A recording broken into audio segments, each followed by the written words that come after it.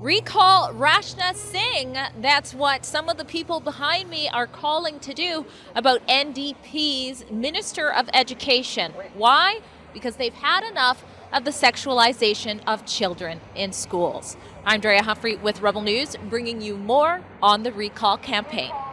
Children should blossom into who they will be and not be subjugated into it by the educational system. The educational system needs really significant reform. British Columbia and Alberta are the only two provinces in Canada that have a special recall legislation. In British Columbia, it allows any registered voter to petition to have a member of the Legislative Assembly recalled in their riding before the next election. And that's what the people behind me here have gathered to do on 88th Ave and King George in Surrey. They want the NDP Minister of Education Rashna Singh recalled, booted out, in particular because of her support for SOGI 123. If you don't know what SOGI 123, it is the inclusive and progressive sexual orientation gender identity program, which among other things, parents say has caused gender confusion in some of their children and paved the way for sexually explicit books like the ones you're seeing on the screen to become normalized in school libraries across Western Canada. Now, you might be appalled with what I just showed you on the screen, but Rashna Singh isn't. On Twitter, she said that people who oppose SOGI 123 are dividing people. And she also had this to say when MLA Bruce Bamman with the Conservative Party of BC read from one of the inappropriate books in the House. I stand here with parents in Abbotsford who are deeply concerned about sexually graphic and explicit content available in certain fictional books within our public school libraries to children as young as 11 years of age. I know you're a slut, you smell like nothing but a bitch in heat. Mr. Speaker, this language is deeply disturbing. Not just as a Minister of Education, but also as a parent, that our schools are places which are, we want to make it, they are spaces which are safe, inclusive, and welcoming for all students. And the teachers are using resources that are age-appropriate, audience-appropriate, to give those values, give those teachings that are so important to create those welcoming environments. So today we're going to speak with some of the canvassers who are here to raise awareness about their campaign. You can find out more info about the campaign at recallrashna.ca. We're going to find out why this matters to them and more info about what they need to achieve, which is over 11,000 signatures by January 29th. But before I do so, I have to let you know I have two security guards by my side. If you've been following our reports, you know that when we cover this topic about the sexualization of kids in schools, we are sometimes put at risk for doing so. There are counter-protesters that have come out and been violent. They've been violent to me and my colleagues, and we can't do these reports if we're not safe and without you. So if you appreciate that we get our boots on the ground here to tell you what's really going on, please go to journalistdefensefund.com and chip in a few bucks to help us recoup the costs to bring you today's report. Leave our kids alone! Get SOGI out of school! Parents outright! Stand for your kids! Come on, guys! And what's the main reason you'd like to see MLA Rashna Singh recalled? Basically, is for her support of the government pushing the SOGI agenda in the school system, despite that parents have protested and already voiced their opposition. She refuses to listen. So I think it is time that we escalate and we send a stronger message. All right, this is a familiar face to Rebel News. It's Jim McMurtry. You've had your whole plight with freedom of speech in the past, but why come out for the Recall Rashna Singh campaign?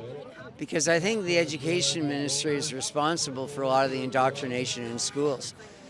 People, including some people here at the rally, think teachers are the problem, but we're following directions. I think this is very much orchestrated by people at the top of institutions. They want to indoctrinate kids. Why is it important for you to protest for this campaign? I have parents who are lesbians, and I grew up in going through the educational system in school, learning about pretty much supporting everything about the gay community you could possibly support. And then once the LGBTQIA plus community ended up adding the part where they want to transition children is the part where I was like, oh, I definitely cannot support this movement, right?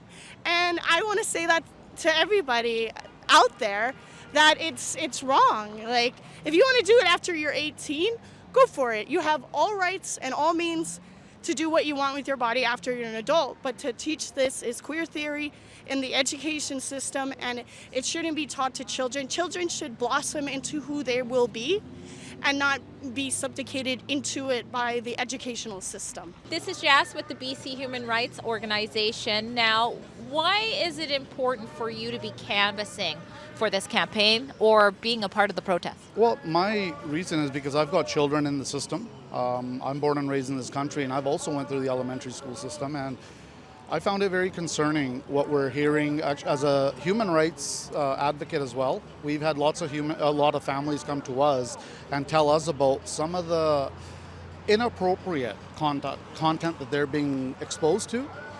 We've also tried to meet with the Surrey schools superintendent to discuss the toxic culture in some of the schools across BC.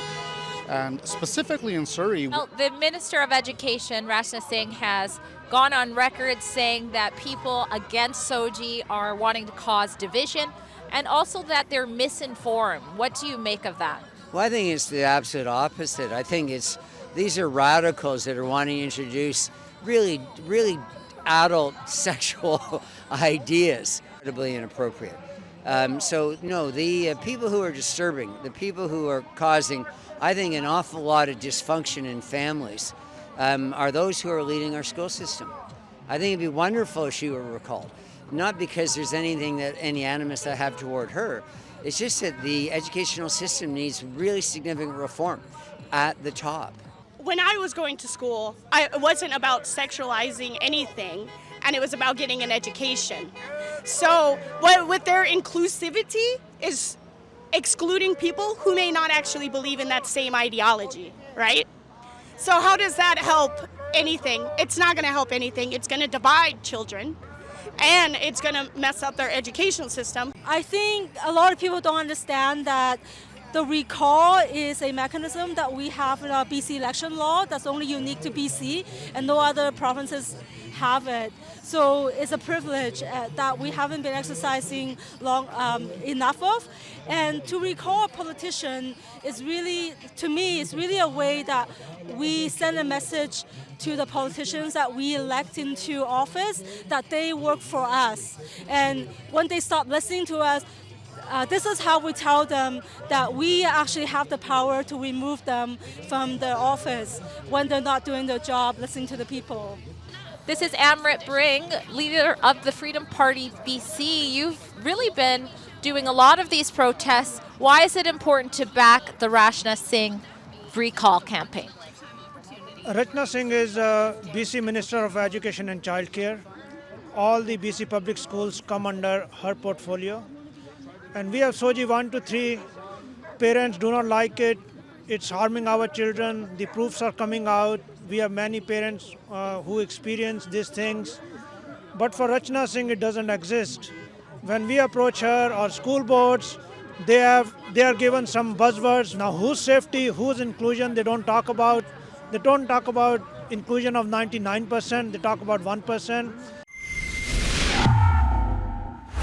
This is one of many of the big posters that they have up in different corners in the riding. I don't know if they're going to win this David and Goliath type fight, but Rebel News will inform you. And once again, if you appreciate our boots on the grounds reports that we do and sometimes are at risk to do so for you, please consider going to journalistdefensefund.com and chipping in a few bucks to help cover the costs of my 2 bodyguards here today. We appreciate your support.